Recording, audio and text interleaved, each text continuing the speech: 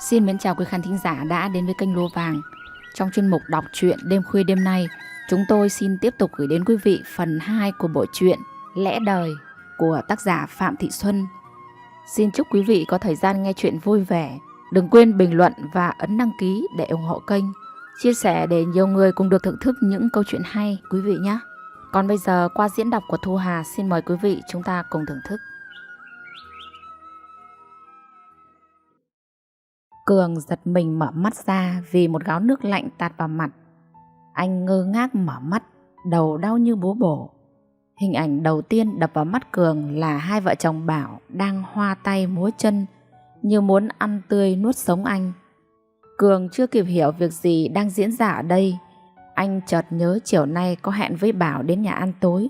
Nhưng sao giờ đây anh lại đang nằm trên một chiếc giường lạ như thế này? Ánh điện chiếu vào mắt Cường chói chang, khiến anh không nhìn rõ mọi vật. Anh đưa tay sờ sang bên cạnh nhưng không thấy cặp kính đâu. Cường kêu lên: "Kính của tôi!" Dậu cười khẩy, vứt cái kính cận về phía Cường. "Giờ này mà còn kính với trả gương. Này, kính của cậu đây, đeo vào đi, để xem cho rõ người ngợm mình như thế nào." Cường cầm lấy cái kính, chưa kịp đeo đã hoảng hốt co rúm người lại, vì phát hiện toàn thân đang chẩn như nhộng trước mặt vợ chồng Dậu. Thấy chiếc áo còn vương vãi trên giường, Cường kéo áo cột vào thắt lưng để che phía dưới bụng. Cường cũng chợt nhận ra bóng lưng của người con gái đang thút thít khóc ở góc giường. Đó là Vân Anh.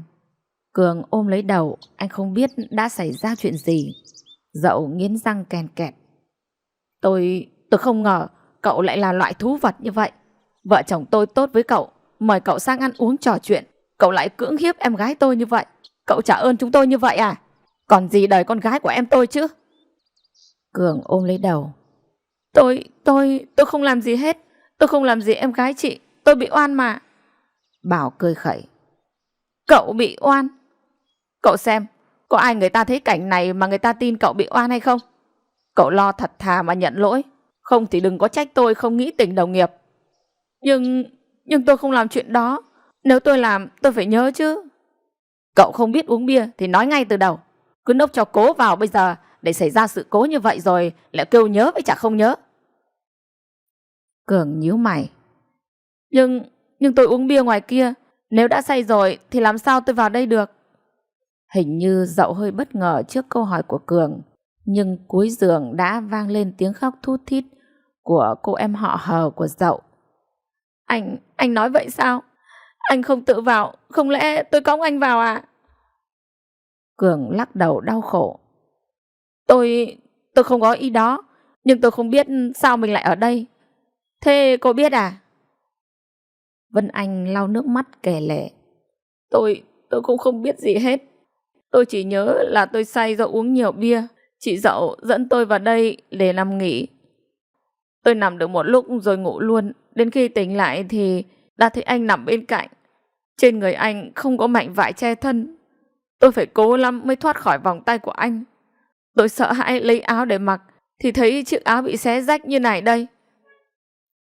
Vân Anh ném chiếc áo về phía Cường. Cô dùng hai tay che bộ ngực lồ lộ dưới ánh đèn. Dậu vội lấy chiếc áo chống nắng của Thúy Nga đang treo trên giá xuống, trùm lên người Vân Anh. Thấy Cường lết tới gần Vân Anh, Dậu xô ra: Như vậy còn chưa đủ hay sao cậu Cường? Cậu còn muốn làm gì em gái tôi nữa hả?" Cường lắc đầu: Tôi chỉ muốn hỏi cô ấy cho rõ thôi." "Cậu còn hỏi gì nữa? Cậu hại người ta dư này rồi còn giả vờ vô tội à?" Vân Anh nhìn về phía Cường, nước mắt giàn giụa: Anh không muốn chịu trách nhiệm sau khi đã làm chuyện ấy với tôi, nên anh giả vờ không muốn nhớ phải không?" Cường luống cuống: Không phải vậy. Nhưng tôi có làm gì cô thật à?" Vân Anh gật đầu: Không lẽ là không phải ư?" Cường buồn bã: Sao tôi có thể say đến mức mất lý trí như vậy được chứ?" Vân Anh kéo hai vạt áo bà ba trước ngực, rồi thút thít khóc: "Trời ơi, bây giờ tôi phải làm sao đây? Nhục nhã quá. Ba mẹ tôi mà biết được chắc chắn sẽ không để cho tôi yên đâu. Tôi xin lỗi, tôi không cố ý mà. Nhưng mà thật là như vậy à? Vân Anh chỉ một vết đỏ trên tấm ga giường rồi nghẹn ngào. Đây, anh nhìn đi. Đây là lần đầu của tôi. Bây giờ thì anh đã tin chưa? Mọi thứ quá hoàn hảo, khiến Cường không thể không tin mình đã làm ra cái chuyện đổi bại đó. Anh cúi mặt xuống không dám nhìn ai. Dậu bước tới gần Vân Anh, kéo cô đứng dậy. Em đi ra ngoài với chị. Mặc quần áo vào. Chị sẽ không để yên cho cậu ta đâu. Chị sẽ đòi lại công bằng cho em. Dậu và Vân Anh đi ra ngoài. Dậu kéo Vân Anh vào phòng mình để thay quần áo. Cánh cửa phòng vừa đóng lại, Dậu đã ôm Vân Anh cười ha hả. Vân Anh phải bịt miệng Dậu lại và gỡ tay Dậu ra. Này, chị cười vậy nhỡ anh ta nghe thấy thì sao? Dậu thôi không cười nữa mà tủ lấy cho Vân Anh bộ đồ ngủ. Em thay đồ vào đi. Em mặc đồ của em luôn cũng được. Đồ của em ở phòng bên kia mà. Với lại còn phải đóng kịch thêm một đoạn nữa. Em mặc đồ của chị vào đi. Dạ chị. Dậu nhìn Vân Anh thay quần áo suýt xoa. Em đẹp thật đó. Sao không làm người mẫu mà lại làm ở quán karaoke? Vân Anh thở dài. Chị tưởng làm người mẫu dễ à? Nhưng em làm nghề này cũng khá. Nói thật với chị, em chưa hề đi khách đâu. Vì cần tiền nên em mới nhận làm việc này. Và lại em cũng muốn cho người phụ nữ kia được giải phóng. Dậu buột miệng. Cái gì? Người phụ nữ nào? Vân Anh tròn mắt. Thì vợ anh ta đó. Không phải chị nói làm vậy để giúp chị ta ly dị được anh chồng à? Dậu cười cười. Ừ thì vậy. Mà nói thật nhìn em bề ngoài ngây thơ, nhưng đóng kịch thì không ai bằng. Ừ nhỉ. Sao em không làm diễn viên? Trong lòng Vân Anh nghĩ vợ chồng Dậu còn đóng kịch hay hơn cả cô. Vì thế mới lừa được anh Cường. Nhưng cô không nói ra suy nghĩ ấy. Cô nhỏ nhẹ.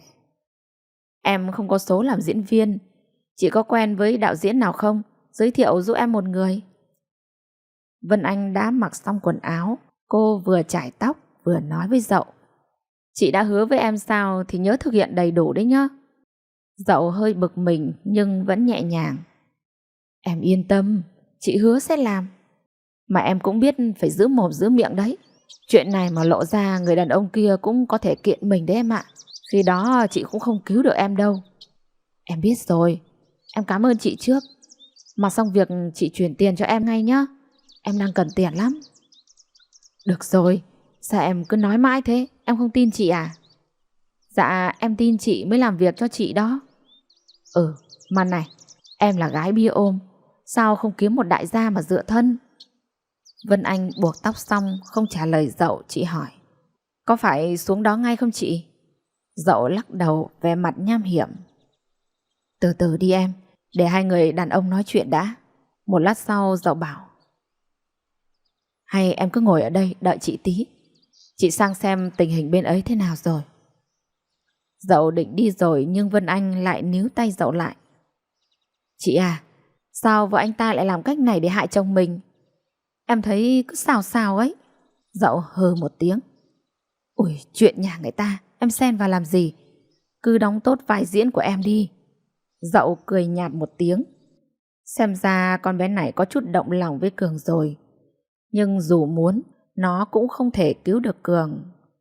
Cường giờ đã nằm gọn trong bàn tay của vợ chồng Dậu rồi. Chỉ còn lại một mình Vân Anh trong phòng. Cô nhìn quanh. Phòng trang trí không bắt mắt lắm, chứng tỏ gu thẩm mỹ của chủ nhân không cao. Vân Anh ngắm tấm ảnh chụp đám cưới của vợ chồng Dậu được phóng to treo ngay ở giữa phòng, mỉm cười. Họ thật xứng đôi. Ngay cả độ bị ổi thì cũng giống nhau. Cô biết họ hại Cường vì mục đích khác, không phải vì điều họ nói với cô.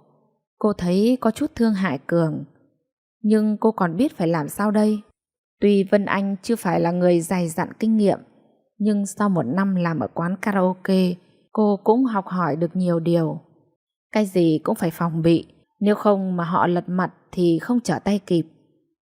Vân Anh đã chụp được mấy tấm ảnh lúc vợ chồng Dậu cởi quần áo của Cường. Còn đoạn quay video cô chưa kịp xem vì điện thoại của cô vẫn ở phòng hai cô con gái Dậu. Việc cô làm chẳng qua là để tự bảo vệ mình. Nếu Dậu không trả tiền sòng phẳng hay làm gì bất lợi cho cô mới sẽ dùng đến. Cô chợt thở dài một mình. Có tiếng bước chân rồi Dậu mở cửa bước vào. Dậu vẫy tay. Xuống đi em, nhớ khóc lóc thảm thiết vào. Chuyện này mà thành công, chị sẽ thưởng nóng em thêm. Mắt Vân Anh sáng lên. Dạ em cảm ơn chị. Hai người đàn bà rời đi, bước chân thoăn thoắt. Chút lòng trắc ẩn của Vân Anh với Cường biến mất. Cô chỉ còn nghĩ đến số tiền mà Dậu sắp trả cho cô và các dự định sẽ thực hiện khi nhận được tiền. Cô nhất định sẽ đóng tròn vai Dậu đã giao cho. Khi Dậu và Vân Anh rời đi, chỉ còn lại hai người đàn ông trong phòng. Bảo nhìn Cường với vẻ châm chọc. Không ngờ cậu lại là người đổ đốn đến như thế này. Vậy mà lâu nay trong cơ quan ai cũng khen cậu là người đạo đức liêm chính. Tôi thật sự thất vọng về cậu. Cường lắc đầu. Không phải như anh nghĩ đâu. Bảo cười khẩy. Mọi chuyện sờ ra trước mắt rồi, cậu còn bao biện làm gì nữa. Thôi, cậu hãy mặc quần áo vào đi. Nhìn cậu tồng ngồng thế này, tôi thấy chướng mắt quá. Cường vội vàng vơ quần áo. Chiếc quần dài và quần trong rơi dưới nhà. Cường nhặt lên mặc vào. Chợt thấy chiếc điện thoại nằm ở đầu giường. Cường nhặt lên xem rồi lẩm bẩm. Điện thoại của mình đây mà, sao ai lại tắt nguồn như thế này nhỉ? Cường bật nguồn trở lại. Bảo hừ một tiếng. Giờ mà còn tâm trí sờ mó đến điện thoại à? Cường ngước lên. Vậy tôi phải làm sao đây? Tôi vẫn cứ không tin là mình đã làm chuyện xấu xa ấy. Bảo nhún vai. Sao cậu có thể nói mấy lời này chứ? Cậu nhận tội đi, tôi còn có thể tha thứ. Thực sự tôi không nhớ gì hết, anh Bảo à. Vân Anh đã nói như vậy mà cậu vẫn còn cố chối cãi à? Cường ôm đầu suy nghĩ rồi nhỏ giọng. Nhưng tôi không có chút ấn tượng gì cả. Nếu tôi làm gì đó tôi phải nhớ đôi chút chứ. Bảo lẩm bẩm. Tại cậu say quá nên không nhớ đấy thôi. Nếu tôi say quá, liệu tôi có làm được chuyện ấy không? Say thì ngủ thôi chứ. Thôi, cậu đừng nói nhiều lời nữa. Tóm lại là cậu không chịu nhận tội chứ gì. Tôi cứ cảm thấy mình vô tội. Có cái gì sai ấy. Hay là cô Vân Anh muốn đổ tội cho tôi? Bảo hét toáng lên. Nó với cậu mới gặp nhau lần đầu, có thù hận gì mà nó phải đổ tội cho cậu như vậy? Thế mới nói. Tôi thật không hiểu, anh Bảo à. Anh giúp tôi đi, rồi tôi sẽ đền ơn cho anh. Tôi nói thật, tôi không làm việc đó. Này, sao cậu ngoan cố vậy nhỉ? Cậu không làm thì ai làm đây? Chẳng lẽ lại là tôi? Tự nhiên Cường nhìn Bảo với vẻ nghi ngờ. Hay là... Bảo ngắt lời. Hai vợ chồng tôi đã bắt tại trận. Cậu đừng có mà cãi chảy cãi cối nữa nhá. Nhưng mà tôi... Thấy Cường vẫn còn nghi ngờ, Bảo nôn nóng muốn thắng nhanh nên anh ta quyết định lật con át chủ bài ra. Bảo cười nhăn nhở. Nói cho cậu biết, mọi chứng cứ phạm tội của cậu tôi đã đều lưu vào trong điện thoại đây này.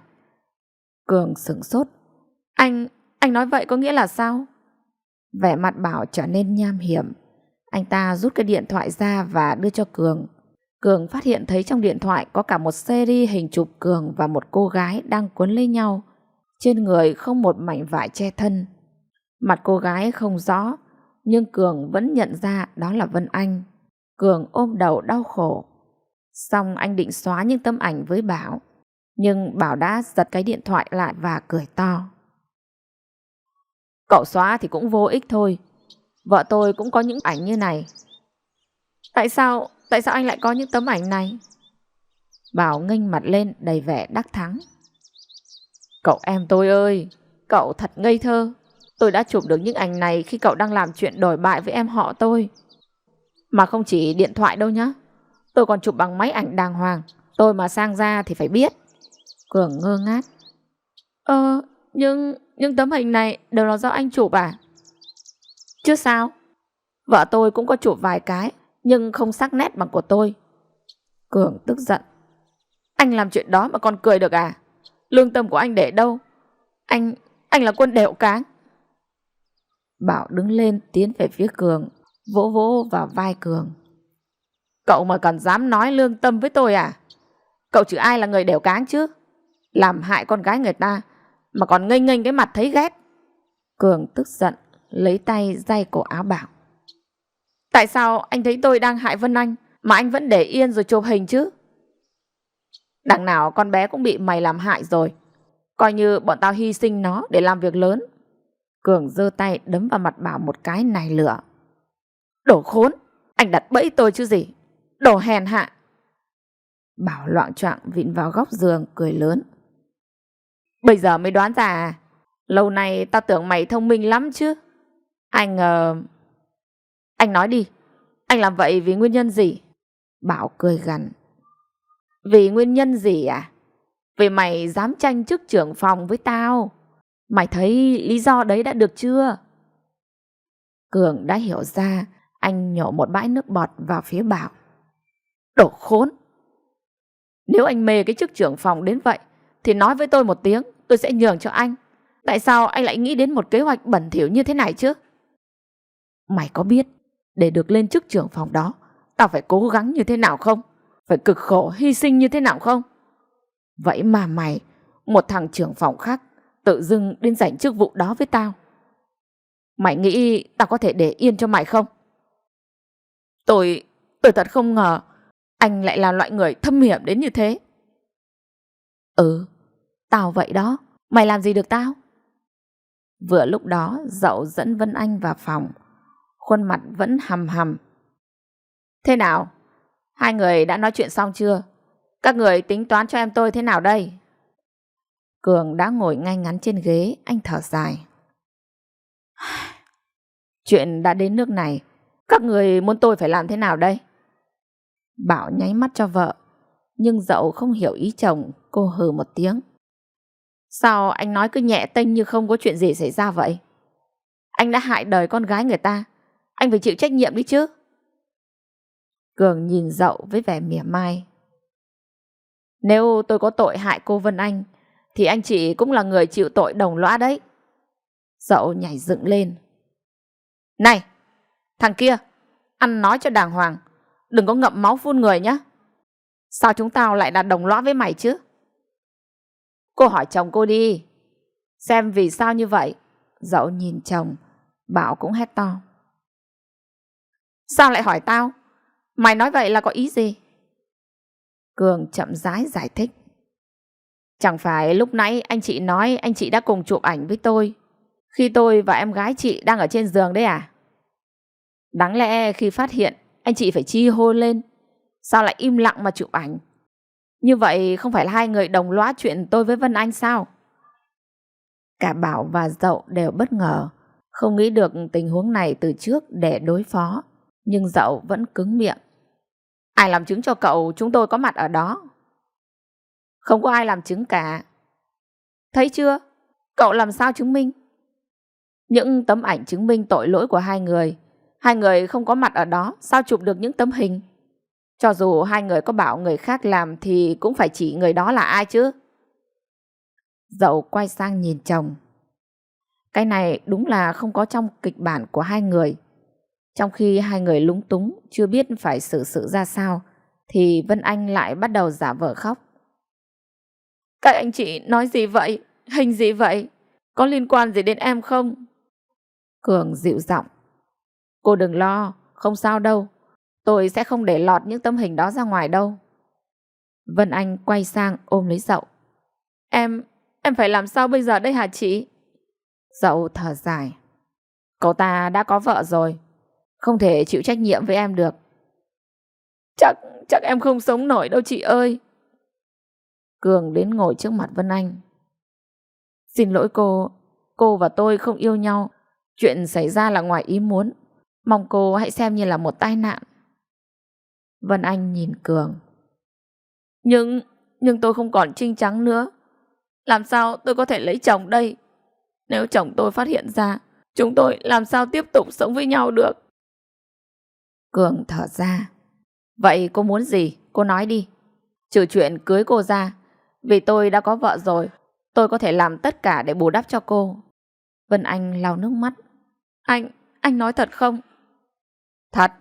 Cô muốn gì cô nói đi. Vân Anh đang ngần ngừ thì Dậu đã xen vào. Cậu phải bồi thường cho cô ấy. Chưa kể là nhỡ ra cô ấy có thai thì cậu cũng phải có trách nhiệm. Cường trố mắt. Chị nói gì? Sao lại có chuyện con cái ở đây? Thì cũng phải tính mọi tình huống. Con thì cô ấy không thể tự đẻ, như vậy phải bỏ cái thai ra rồi ăn uống bồi dưỡng lại. Cường thùng thẳng. Chuyện này cũng có trong kế hoạch của hai người có phải không? Hai người thèm muốn cái chức trưởng phòng đến như vậy à? Dậu há hốc mồm nhìn chồng. Bảo thở dài nói với vợ. Anh đã nói toạc ra cho cậu ta biết rồi. Thôi, cũng là ván bài lật ngửa ra cho rồi. Dậu nói nhỏ. Là sao? Bảo nhìn về phía Cường. Dù sao cơ sự cũng đã như thế này rồi. Tôi nói với cậu như thế này. Nếu cậu tự rút hồ sơ bổ nhiệm trưởng phòng thì chuyện này xem như cho qua. Còn nếu tôi không đồng ý thì sao? Thì những tấm ảnh này sẽ được gửi đến ban giám đốc, cấp ủy và công đoàn vào thời điểm thích hợp. Xem ai thắng ai. Cường cười buồn. Tôi thua rồi. Tôi sẽ rút khỏi đợt bổ nhiệm này. Anh bằng lòng rồi chứ? Chỉ đề nghị anh xóa hết những tấm ảnh đã chụp lại cho tôi. Bảo cười mỉa mai. Cậu sợ rồi phải không? Không chỉ cho tôi mà quan trọng là Vân Anh. Nếu những tấm ảnh này lọt ra ngoài thì còn gì là đời con gái người ta.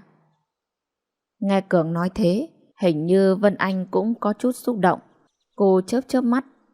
Cảm ơn anh đã nghĩ cho tôi. Nhưng Dậu đã lên tiếng. Người ta hại cô đấy, cô còn cảm ơn gì chứ?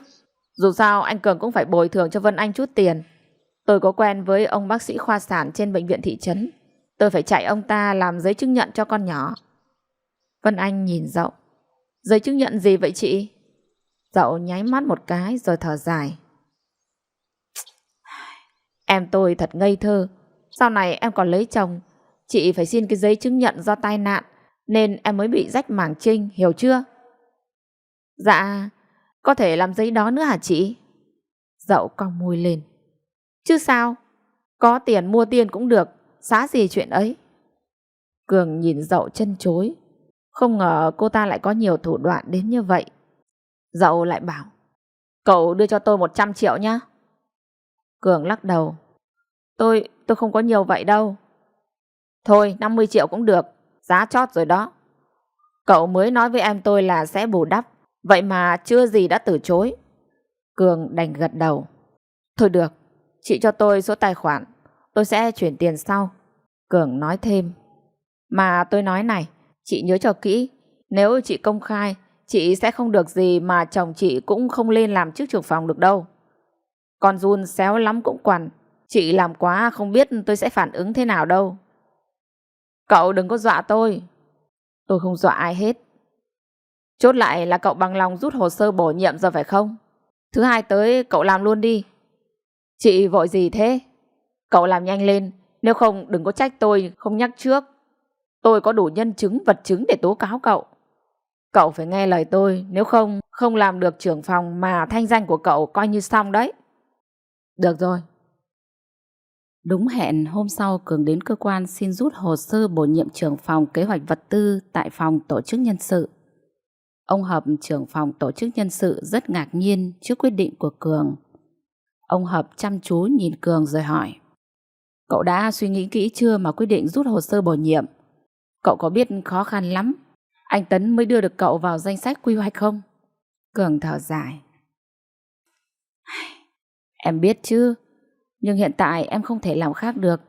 Em rất cảm ơn anh đã quan tâm đến em. Ông Hợp lắc đầu. Không phải tôi quan tâm đến cậu, mà còn vì cái tập thể, cái cơ quan này. Không phải có mặt cậu mà tôi nói câu này đâu. Chứ để cậu bảo lên làm trưởng phòng thì có ngày cơ quan mình phải ra hầu tòa đấy. Có lẽ không đến nỗi như vậy đâu anh. Anh Bảo cũng là người nhanh nhẹn được việc mà. Ông Hợp chép miệng. Chỉ được cái xù nịnh giỏi, đúng là được việc cho giám đốc. Rồi ông nhìn Cường. Tôi nói đến thế cậu không rút hồ sơ nữa chứ? Cường cười buồn. Không thể khác anh ạ, em xin lỗi. Nếu cậu đã quyết tâm đến như thế thì tôi cũng không ép cậu nữa. Ông Hợp bảo Thanh Thảo, nhân viên văn thư lấy hồ sơ trả cho Cường. Rồi chợt nhớ ra điều gì, ông kêu lên. Này, có phải thứ Bảy vừa rồi bảo mời cậu đến nhà cậu không? Cậu có đến không? Cường gật đầu. Sao anh biết? Vì sao tôi biết thì có quan trọng gì đâu. Hay vì vậy nên cậu mới rút hồ sơ? Bảo làm gì cậu à? Đe dọa hay là... Cường đứng dậy, nhận tập hồ sơ trên tay Thanh Thảo rồi cúi chào ông Hợp. Em chào anh, em phải về phòng làm việc đấy ạ. Cường quay sang Thanh Thảo. Anh đi nhá. Ông Hợp nói với theo. Sao cậu không trả lời tôi? Cường quay lại nhìn với nụ cười méo mó trên môi. Ông Hợp trầm ngâm một lát rồi nói với Thanh Thảo. Bác sang đây có tí việc, có gì thì gọi điện cho bác nhé. Ông Hợp lập tức sang gặp ông Tấn, bí thư đảng ủy.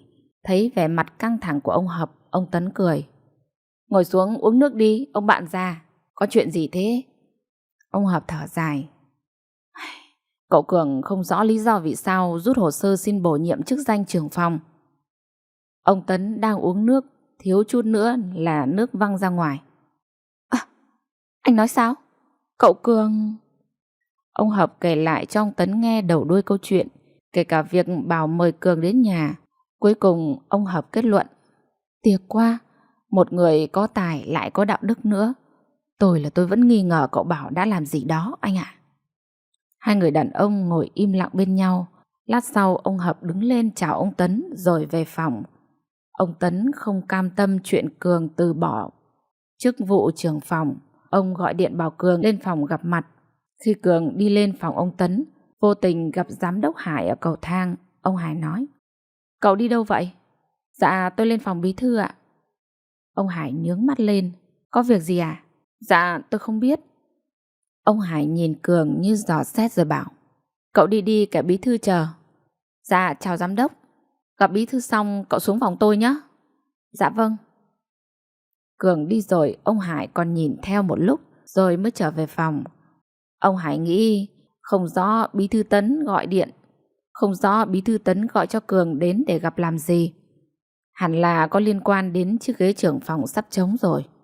Nhưng khi ông Hải đi ngoang qua phòng tổ chức, ông thấy Thanh Thảo đang nói chuyện với cậu Tùng. Không biết sao nữa, tự nhiên lấy hồ sơ bổ nhiệm lại.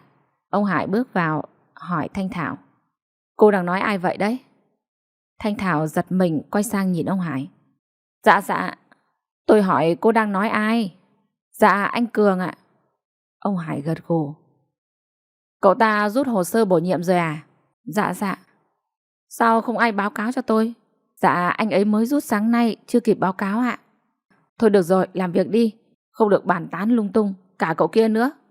Dạ. Hai người đồng thanh dạ. Tùng đi vội ra cửa về phòng kế toán. Ông Hải cũng về phòng mình.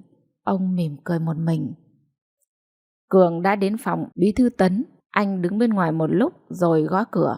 Giọng ông Tấn bên trong vọng ra. Mời vào. Cường mở cửa bước vào, vẻ ái ngại hiện rõ trên mặt. Anh đến ngồi trên chiếc ghế ông Tấn vừa chỉ. Có lẽ Cường biết lý do ông Tấn gọi lên. Anh nói luôn. Có phải anh gọi em vì lý do rút hồ sơ bổ nhiệm phải không ạ? Ừ. Anh à, em cảm ơn anh. Nhưng em đã suy nghĩ kỹ rồi. Em không đủ năng lực, em không xứng đáng ạ. Ông Tấn có vẻ không tin. Ông gặng hỏi. Vậy sau lúc giới thiệu cậu không nói gì với tôi trước? Bây giờ cậu mới nói cậu muốn tôi bẽ mặt với ông Hải à? Cường chỉ biết cúi đầu. Em xin lỗi. Ông Tấn thở dài. Cậu không nói tôi cũng đoán được lý do vì sao cậu rút hồ sơ. Dạ, tôi chỉ thắc mắc không biết cậu đã bị đối phương dùng chiêu trò gì mà mới ra đòn cậu đã gục ngay thế. Cường đỏ bừng mặt. Dạ không phải vậy đâu anh. Ông Tấn nhìn Cường nét mặt không vui. Ông thở dài. Thôi cậu về làm việc đi. Nếu cậu suy nghĩ lại, cậu có thể gặp tôi hoặc anh Học bất kỳ lúc nào. Dạ em xin lỗi anh. Thật sự em không còn mặt mũi gặp anh. Nhưng vì sao cậu rút? Cậu nói nguyên nhân ra, biết đâu chúng tôi sẽ giúp được cậu. Cường lắc đầu vội vã đi ra ngoài. Đến đầu cầu thang, anh quay lại nhìn phòng ông Tấn thở dài. Cường còn biết phải làm sao bây giờ. Anh không thể nói toàn bộ sự thật cho ông Tấn được. Anh sợ vợ chồng Bảo sẽ tung những tấm ảnh chụp anh với Vân Anh lên. Nếu vậy sẽ có hai người phụ nữ vì anh mà đau khổ, là Vân Anh và vợ Cường. Vợ Cường vốn bị bệnh tim, liệu cô có thể chịu đựng cú sốc đó không? Anh cũng sợ ông Tấn, ông Học và các đồng nghiệp ở cơ quan khác không chịu hiểu, sẽ nhìn anh bằng con mắt coi thường. Anh làm sao có thể tiếp tục làm việc trong cơ quan này được nữa? Bởi vậy Cường chọn cách im lặng, chờ đợi sóng gió qua thôi. Cường vẫn còn nhớ, hôm từ nhà Bảo về, anh dắt xe đi bộ lang thang qua nhà mấy lần nhưng không dám vào. Gió thổi về đêm làm Cường tỉnh rượu. Một anh dân phòng thấy Cường cứ liệng đi liệng mãi trong khu vực anh ta phụ trách. Anh lào bảo: làm gì mà cứ rình mò vậy anh kia? Anh ta sán lại gần Cường, ngửi thấy mùi rượu phả ra từ người Cường. Anh ta kêu lên: Cha nội này say rồi, có cần tôi giữ xe cho không, rồi đi bộ về nhà cho lành? Cường cười như mếu: Cảm ơn anh, tôi về được mà. Một người khác trong trạm gác dân phòng nghe thấy tiếng nói chuyện lững thững ra ngoài. Chợt anh ta kêu lên: Anh Cường đây mà, sao không đi xe mà lại dắt bộ vậy anh? Anh kia quay lại: Quen à? Anh ta say rồi, tôi định giữ xe cho anh ta. Tôi không say, chào hai cậu. Hai anh dân phòng nhìn theo dáng siêu vẹo của Cường, không khỏi áy náy trong lòng. Nhưng thật ra Cường không say. Anh uống có bao nhiêu mà say, Cường đang rất tỉnh táo. Cường nhớ sau khi uống ly bia của Vân Anh, hình như anh rất chóng mặt. Rồi thôi anh không còn nhớ gì nữa. Cường cứ phân vân không biết có thật sự anh đã hại đời Vân Anh hay không. Anh nhớ lại dù cô ấy khóc than thảm thiết, nhưng không thấy vẻ đau khổ hiện lên trên khuôn mặt. Nghĩ rồi Cường lại xua đi. Có cô gái nào mang trinh tiết ra làm chuyện đùa đuộc cơ chứ? Với lại vệt đỏ trên nệm giường chẳng phải đã chứng minh tất cả rồi sao? Cường lấy chìa khóa mở cổng, dắt xe vào bên trong nhà rồi khóa lại. Anh đi rón rén để vợ con không thức giấc, nhưng mới quay lưng lại đã thấy ngọn đèn bên trong bật sáng, cánh cửa mở ra. Nhã Uyên vợ anh vội vàng bước ra, giọng đầy lo lắng: Sao giờ này anh mới về? À, hơi thở Cường vẫn còn mùi rượu. Nhã Uyên cười: Vui lắm hả anh? Sao em gọi điện mà anh không bắt máy? Để em dắt xe vào. Không, anh dắt xe được. Cường dắt xe vào nhà xong, quay mặt đi để tránh cách nhìn của vợ. Nhã Uyên nhận ra sự khác lạ của chồng. Cô kêu lên nho nhỏ: Sao áo quần anh lôi thôi lếch thếch như thế này? Đến nhà người ta mà thế này, người ta lại cười cho. Tự dưng Cường sụp xuống dưới chân vợ. Nhã Uyên ngạc nhiên: Anh Cường, anh làm sao vậy? Cường cúi đầu thật thấp: Anh có lỗi với em. Nhã Uyên cầm tay chồng, bàn tay anh lạnh buốt. Cô nhỏ nhẹ: Anh vào thay quần áo đi, có gì mai hãng nói, bây giờ anh đang say rồi. Cường lắc đầu: Không, anh phải nói ngay bây giờ. Nhã Uyên kéo Cường dậy, ấn anh ngồi xuống ghế. Được rồi, bây giờ anh nói đi, anh có lỗi gì với em? Cường xoa hai bàn tay vào nhau, vẻ mặt thiểu não. Là anh bị người ta bẫy. Nhã Uyên nhíu mày: Người ta là ai? Mà họ bẫy gì anh? Là vợ chồng Bảo. Họ cho anh uống say rồi. Rồi sao? Rồi mang anh lên giường với một cô gái. Họ nói là anh đã làm chuyện đổi bại với cô ta, nhưng anh thề không phải như vậy. Nét mặt Nhã Uyên bỗng trở nên nhợt nhạt. Hai tay cô ôm lấy ngực như muốn ngất đi. Cường đứng dậy đỡ vợ, nhưng Nhã Uyên hất tay anh ra: Anh đừng đụng vào tôi. Không phải vậy đâu, anh nhớ anh không làm gì hết, chỉ là anh say quá. Giọng Nhã Uyên cay đắng: Anh say nên người ta nói sao, anh nghe vậy à? Không lẽ anh không làm gì mà người ta dựng chuyện lên sao? Thế cô ta đâu? Cô ta nói gì? Cô ta cũng nói thế. Vậy anh còn chối cãi gì nữa? Thà anh cứ nhận, tôi còn thấy dễ chịu. Tôi thật xấu hổ vì anh. Không, không phải như em nghĩ đâu. Tiếng Cường nói to khiến Hưng thức giấc. Cậu bé xuống giường đi ra ngoài bằng giọng ngái ngủ. Bà má ơi, có chuyện gì vậy?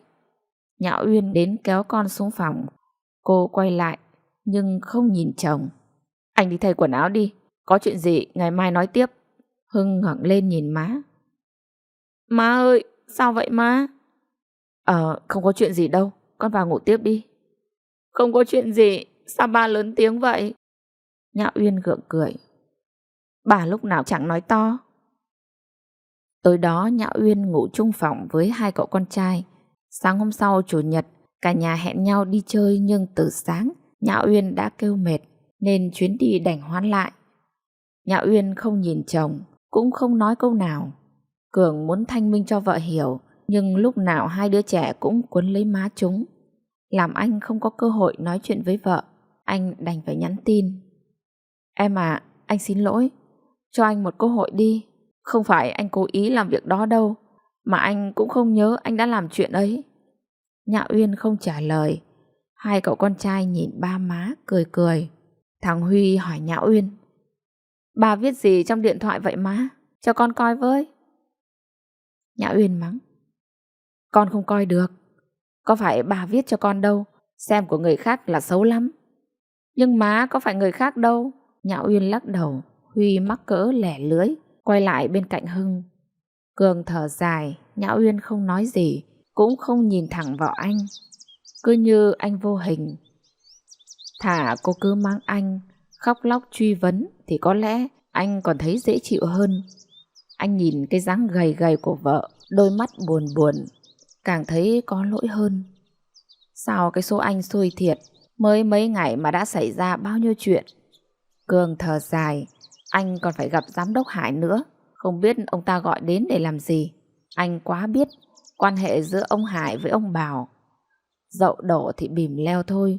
Anh cũng mệt mỏi lắm rồi, không còn sức để phản kháng. Cửa phòng ông Hải không khép, Cường cứ thế đi vào. Cường ngồi xuống, ngồi đối diện với ông Hải. Ông Hải chậm rãi. Tôi vừa nghe nói cậu đã tự rút hồ sơ bổ nhiệm trưởng phòng rồi phải không? Dạ. Cậu đã suy nghĩ kỹ chưa mà đưa ra quyết định như vậy? Rồi không đợi Cường trả lời, ông Hải nói tiếp một tràng. Cậu làm như vậy là sáng suốt đó. Cùng là đồng nghiệp với nhau, hơn thua mà làm gì. Hai người tranh đấu, tôi thực sự cũng không thích. Anh em chúng ta phải đoàn kết, chứ đừng phe này phe kia, khó làm việc. Cậu thấy tôi nói vậy có đúng không? Cường đành gật đầu. Dạ, anh nói đúng ạ. Nhưng anh gọi tôi có việc gì không? Giám đốc cười bà lạ. À thì tôi xác nhận thông tin. À không, tôi muốn động viên cậu thôi mà. Nếu sau này có cơ hội, tôi sẽ chú ý đến trường hợp của cậu. Cường chưa kịp trả lời thì có tiếng gõ nhẹ nhẹ. Ông Hải háng giọng. Cửa không đóng, mời vào. Bảo ló mặt vào với nụ cười hết cỡ. Thấy Cường, Bảo lấy tay che miệng lại. Ông Hải nói. Cậu gặp tôi có việc gì à? Bảo khúm núm. Dạ, em có chuyện muốn trình bày với anh ạ. Bảo quay sang nhìn Cường. Cường hiểu ý đứng dậy. Chào giám đốc, tôi xin phép về làm việc ạ. Ông Hải gật đầu. Được rồi, cậu về đi. Bảo cũng đứng dậy đi ra cửa với Cường. Bảo cười cười. Này, nghe nói cậu đã rút hồ sơ rồi phải không? Cường cười nhạt. Vừa lòng anh rồi chứ. Nói rồi Cường sải chân bước nhanh. Bảo mỉm cười đắc thắng quay lại ngồi gần ông Hải. Ông Hải bảo. Chuyện tôi giao cho cậu, cậu đã làm xong chưa? Sếp yên tâm. Sếp đã không giao. Chưa mà giao cho em thì việc gì em cũng hoàn thành xuất sắc ạ. Ông Hải mỉm cười ra vẻ hài lòng. Ông nhắc nhở. Mà này, tôi nói với cậu rồi đó. Cậu không được nói cho ai biết, kể cả vợ cậu nhé. Đàn bà không tin được.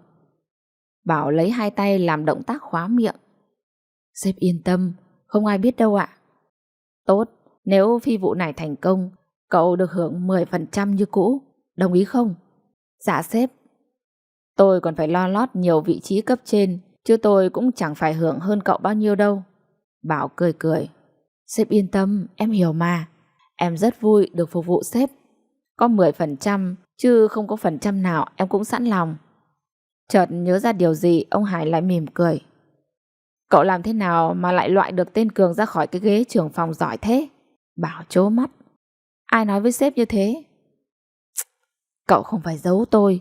Cậu tưởng tôi tin tự nhiên mà tên Cường lại ngoan ngoãn nhường lại cái ghế trưởng phòng cho cậu đấy à? Dạ. Cậu nói tôi xem nào, cậu làm cách nào mà đá được Cường thế? Bảo gãi gãi đầu. Chỉ là chút mẹo vặt, sếp xem như không biết. Em cũng không muốn sếp có liên quan, rồi người này người kia lại đồn đại lung tung. Xem ra cậu cũng biết nghĩ cho tôi đấy chứ. Dạ, em trung thành tuyệt đối với sếp mà. Thôi được rồi, cậu về làm việc đi. À mà cậu định nói gì với tôi thế? Dạ, định nói chuyện lão Cường, nhưng sếp đã biết rồi. Sếp thánh thật. Thôi đừng khen tôi nữa. Mà tôi dặn này, lần sau tôi không gọi thì cậu đừng có lên. Thời điểm này nhạy cảm lắm, nhớ để lão Tấn lão nghi ngờ thì không hay đâu. Dạ em biết rồi ạ, em chào sếp. Bảo đứng lên rón rén đi ra ngoài. Ông Hải nhìn theo thầm nghĩ, thằng này không phải dạng vừa, mình cũng phải cảnh giác với hắn mới được. Dùng dao cũng phải cẩn thận, không thì có ngày lại đứt tay.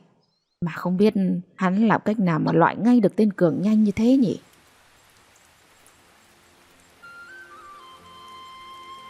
Quý vị thân mến, quý vị vừa nghe xong phần 2 của truyện ngắn Lẽ Đời của tác giả Phạm Thị Xuân. Xin hẹn gặp lại quý vị ở phần tiếp theo của bộ truyện này. Còn bây giờ xin chúc quý vị có một giấc ngủ thật ngon. Xin kính chào và hẹn gặp lại.